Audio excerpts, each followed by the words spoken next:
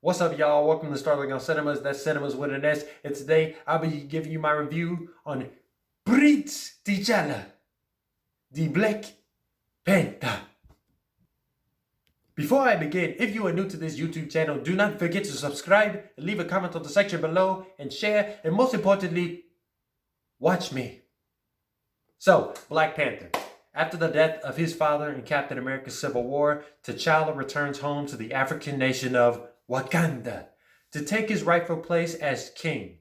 But when a powerful enemy suddenly reappears, T'Challa's mettle as king and as Black Panther gets tested when he's drawn into a conflict that puts the fate of Wakanda and the entire world at risk. Faced with treachery and danger, the young king must rally his allies and release the full power of the Black Panther to defeat his foes and secure the safety of his people. Now, how do I feel about the story of the Black Panther?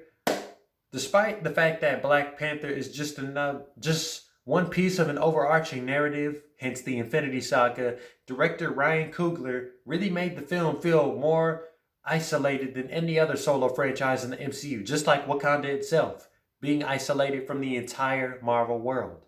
When you watch this movie, it makes you forget about every other existing character in this shared universe. I don't know if it's just me or everybody else, or that was the plan. That is what Ryan Coogler knew what would happen when we watched this. We'd forget about them all. But it is strictly centered on T'Challa, his friends, his family, his loved ones, and his kingdom.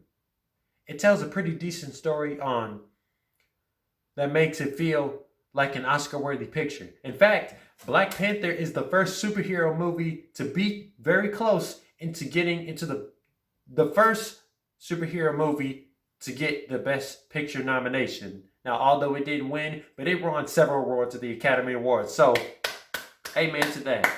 It is a story about responsibility, leadership, and the power behind the Black culture. Now, I know what a lot of you are saying. Well, Sterling, there's not really any African Americans, but they're African people. That's okay. Africans, African Americans, we all come from the same place, ancestors. But it offers a lot of insight into the African ancestry, even though it is based on a comic book. See, the Marvel Cinematic Universe is composed of 10 different individual franchises.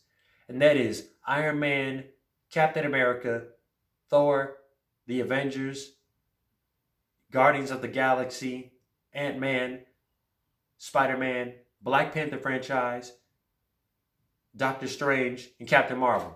That's 10 individual franchises within the Infinity Saga. And even though when we watch these movies and they are just breathtakingly realistic, like straight up you are engaged into the world, you feel like you're a part of it, we know on the surface it is just a fictional universe. They're just superheroes fighting supervillains in distant planets across the galaxy. Now, however, Black Panther's world feels the most realistic aside from Spider-Man's world. And the reason why I say Spider-Man is because Spider-Man is the most basic Marvel hero. You got the hero in New York City fighting the bad guys. That is the basic Marvel superhero premise. However, Black Panther, he ain't from New York. And he's not a white superhero. He's black, protecting the continent of Africa. And I'm speaking both historically and literally when I say that his world feels most realistic aside from Spider-Man's. Because when you watch Black Panther, you connect with a lot of things in it, whether it be the tribes, the technology, the economy, or the standard of living. Because it feels very much like our own world. We can compare, we can't compare our technology to theirs. Their technology is advanced in a lot of ways with the courtesy of vibranium. Now, the story really reached the goal of inspiring rather being just another great MCU adventure epic. But the thing that makes Black Panther so important is that it proves to Hollywood that African American narratives have the power to generate profits from all audiences, that making movies about Black lives is also a part of showing that they matter.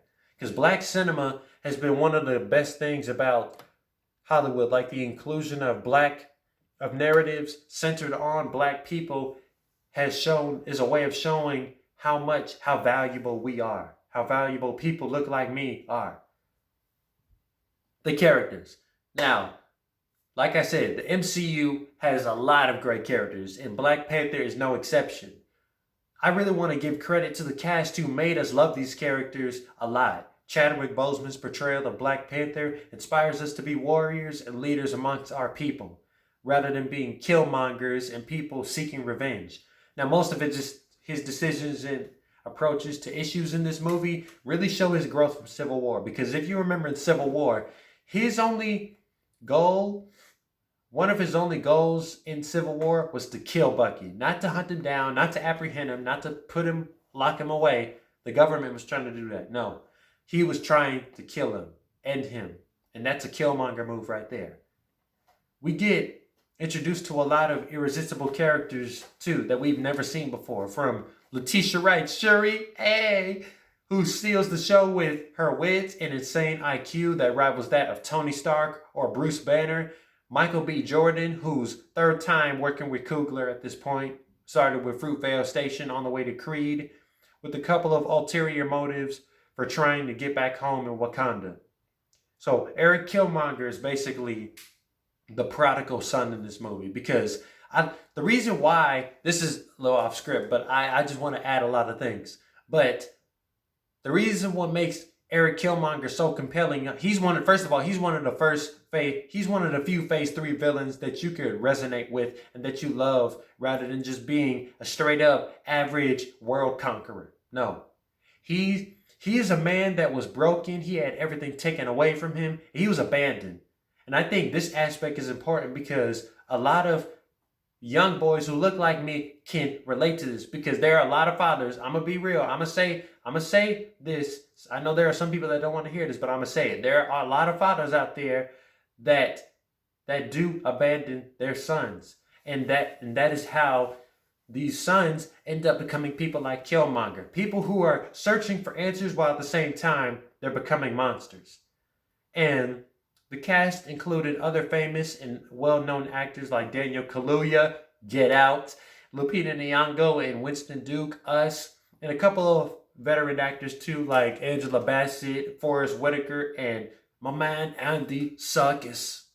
Now, the significance of Black Panther was such a hugely successful movie, way bigger than Marvel Studios anticipated. Like, Marvel Studios did not know that Black Panther would get this much praise. Like, straight up, on the opening weekend, everybody came out the theater going Wakanda forever, or speaking in Husa.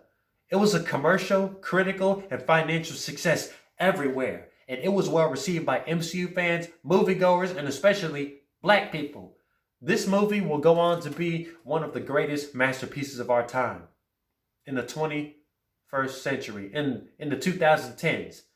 It also set up T'Challa's role in Avengers Infinity War perfectly, in which Wakanda would serve as a battleground for when he fights alongside the Avengers against Thanos' forces. This movie got so successful that even it got its own soundtrack, which features Kendrick Lamar on a certain number of songs. Rotten Tomatoes currently holds this score as a 96%, being the highest number out of all 23 MCU movies to date. Black Panther has the highest number. Better yet, Avengers Endgame almost passed it. It did. When it first came out, Avengers Endgame was 98%. And as the weeks went by, it got a little lower, and then I was like, well, it is what it is. It's second best. It's better than nothing. But even though the action doesn't measure with some of the other big installments, it holds a lot of great characters, an interesting story, a nice, sympathetic villain, and cultural relevance at its core. So even though it wasn't as epic as the other franchises, I will give it 8.9 SOs out of 10. So that is my review on Black Panther. You can let me know what you guys think about it in the comment section below. What was your favorite part of this movie? Who was your favorite character? And how excited are you for the sequel? I know I am. That is one of the few Marvel movies that didn't get a change date due to COVID-19. But I'll see you guys next time with my next video. Bye.